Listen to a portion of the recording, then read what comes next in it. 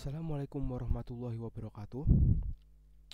Pada kesempatan kali ini saya akan membahas mengenai memori komputer dan jenis-jenisnya. Saya Erhamuddin Abadan dari Teknik Informatika kelas C angkatan 2023 dengan NIM terakhir 333 Universitas Negeri Surabaya. Pada pembahasan kali ini akan dibagi menjadi 5 tema.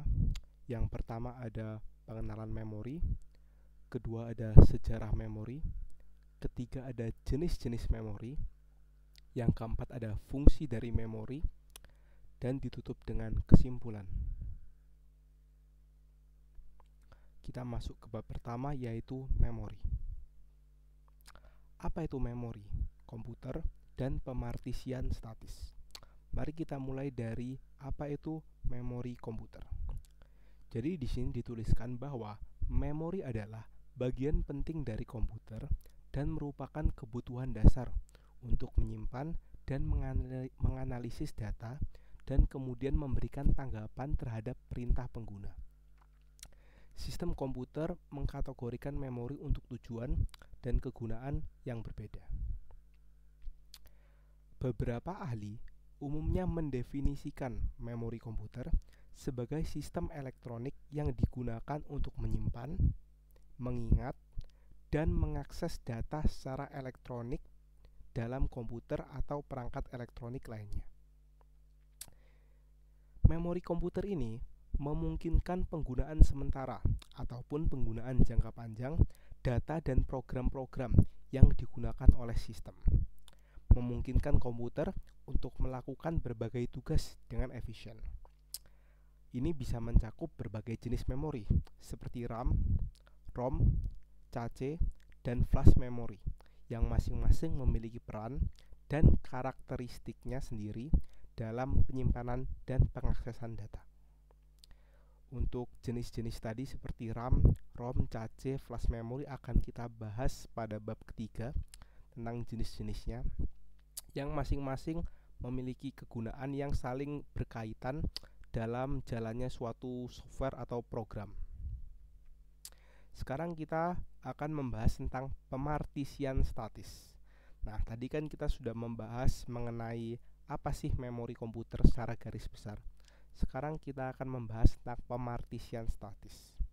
Jadi, pemartisian statis atau biasa disebut static partitioning adalah metode alokasi sumber daya komputer di mana sumber daya seperti memori, CPU, atau ROM, ruang penyimpanan, dibagi menjadi partisi tetap yang diperuntukkan untuk penggunaan tertentu.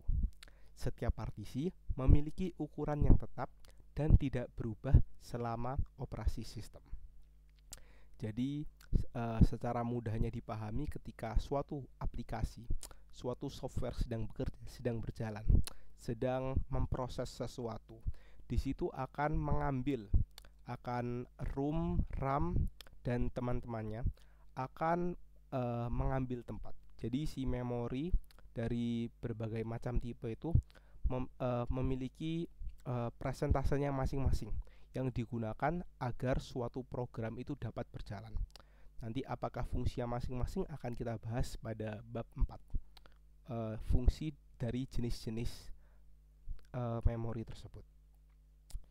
Di sini contoh mudah dalam pemartisian statis itu adalah kita ambil dalam kasus pemartisian memori.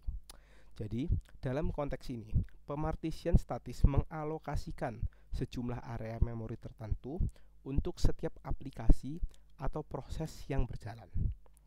Setiap aplikasi memiliki partisi memori yang ditentukan sebelumnya, seperti yang saya katakan tadi, dan partisi tersebut tidak dapat digunakan oleh aplikasi lainnya.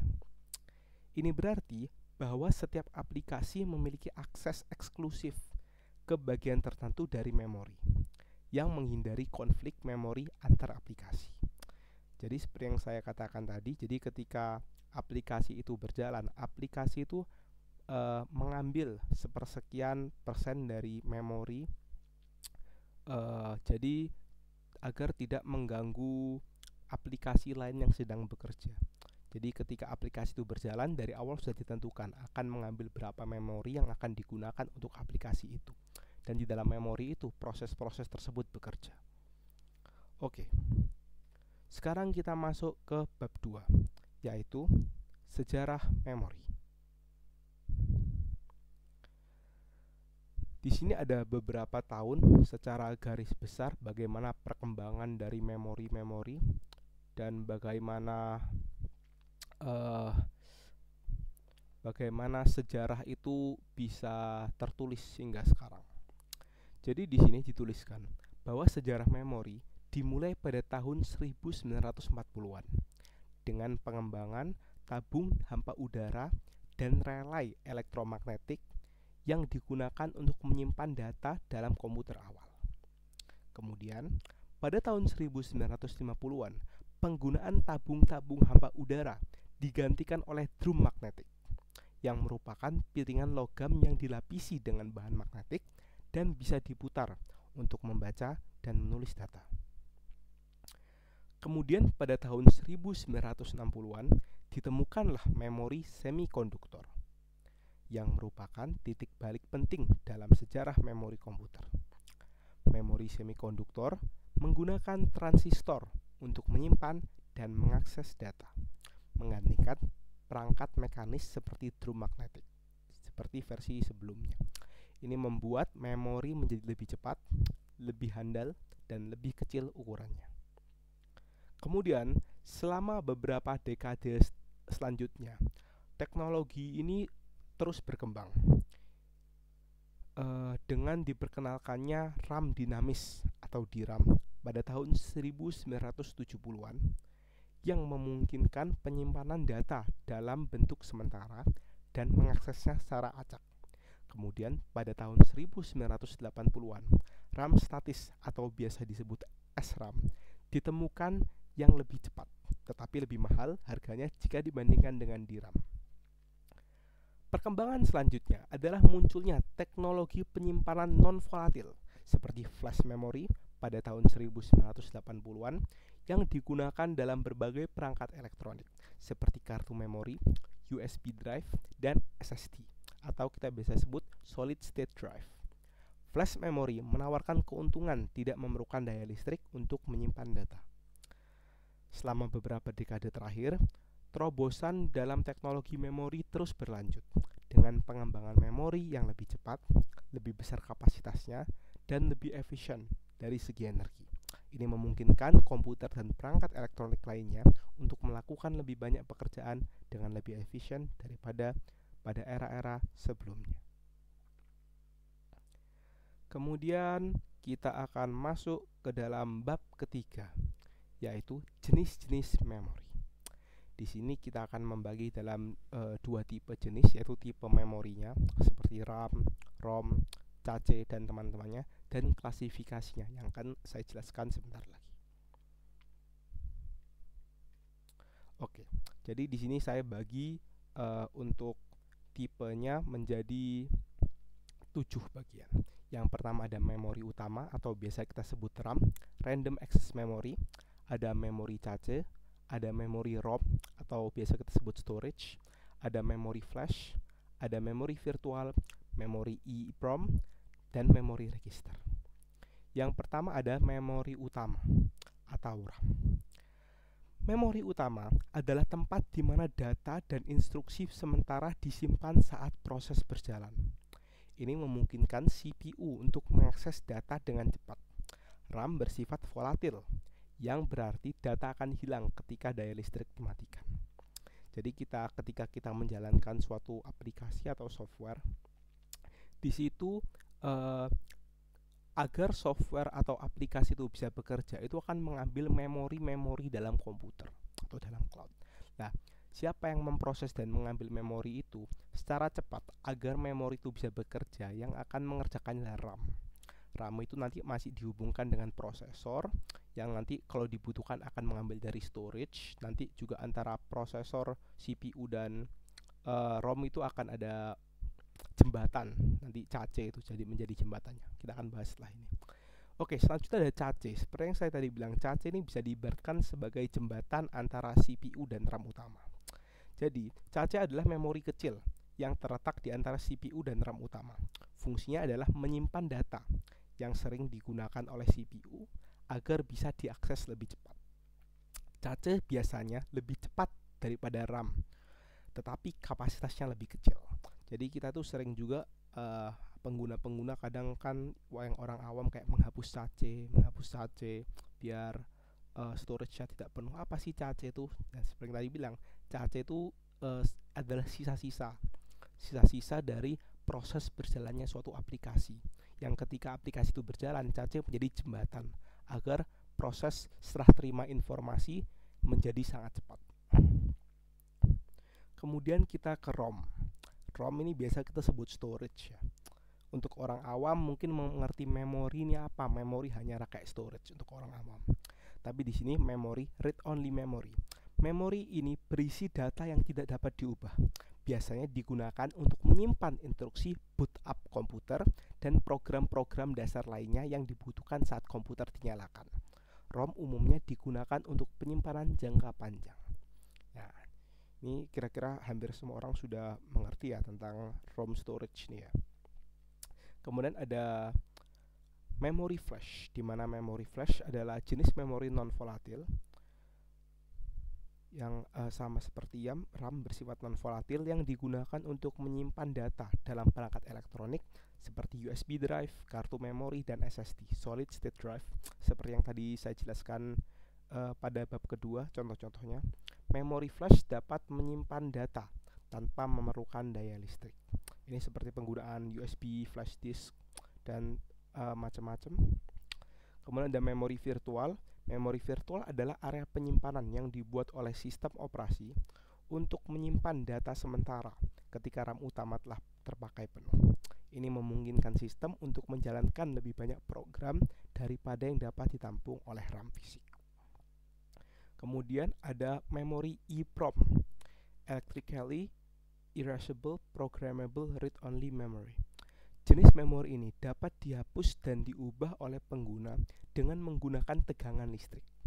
Ini sering digunakan dalam perangkat elektronik yang memerlukan penyimpanan data yang dapat diubah.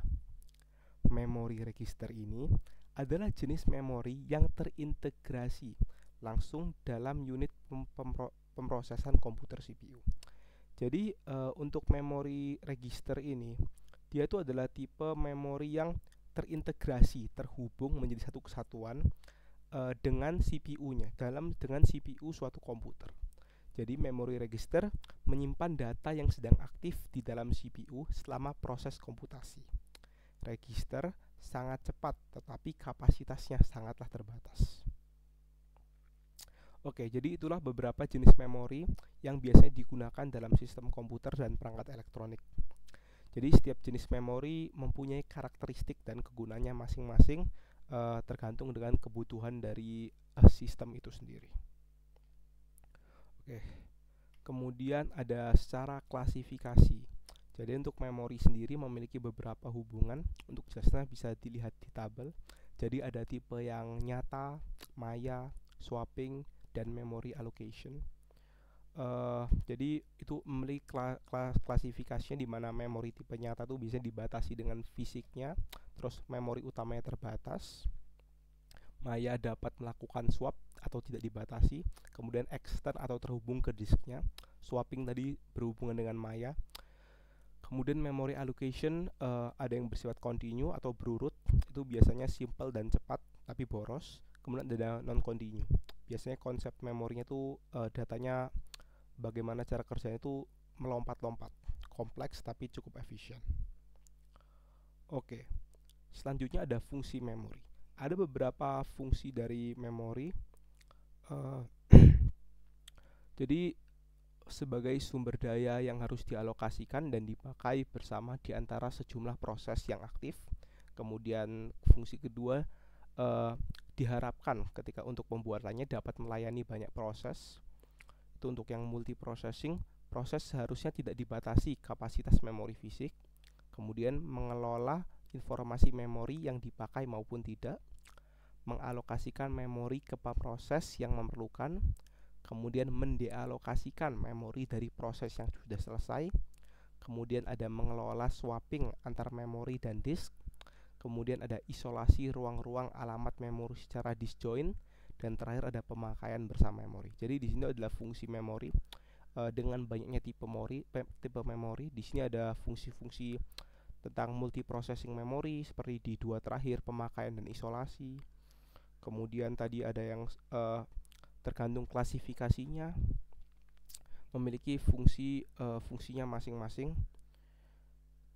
Tapi secara garis besar fungsi memori ya untuk agar suatu program, suatu aplikasi itu dapat berjalan. Karena memori, terutama RAM ya, RAM sebagai sebagai jembatan, sebagai pemroses yang salah satu yang paling cepat agar aplikasi itu berjalan, yang dihubungkan oleh cache ke dalam prosesor. Kemudian jika dibutuhkan mengambil sistem-sistem atau terkadang itu konsep aplikasinya, akar aplikasinya tertaram di storage, yaitu fungsi memori secara garis besar. Kemudian kita masuk ke bab terakhir, yaitu kesimpulan. Di sini saya tuliskan bahwa jenis-jenis memori komputer seperti RAM, cache, ROM, flash memory, virtual memory, EEPROM, dan register. Di sisi lain ada pemartisian statis yang merupakan metode alokasi sumber daya, di mana sumber daya seperti memori, CPU, atau storage dibagi menjadi partisi tetap dengan ukuran yang tidak berubah selama operasi. Jadi memungkinkan akses eksklusif dan penggunaan yang terpisah untuk setiap partisi. Jadi itu merupakan kesimpulan dan garis besar dari presentasi dan penjelasan saya kali ini tentang apa sih sebenarnya RAM itu, jenis-jenisnya, kemudian apa itu pemartisian statis. Ya, mungkin itu saja yang bisa saya sampaikan. Mohon maaf jika kurang lengkap atau masih ada beberapa yang belum 100% paham untuk para penonton. Terima kasih, saya ucapkan terima kasih banyak karena telah menonton. Wassalamualaikum warahmatullahi wabarakatuh.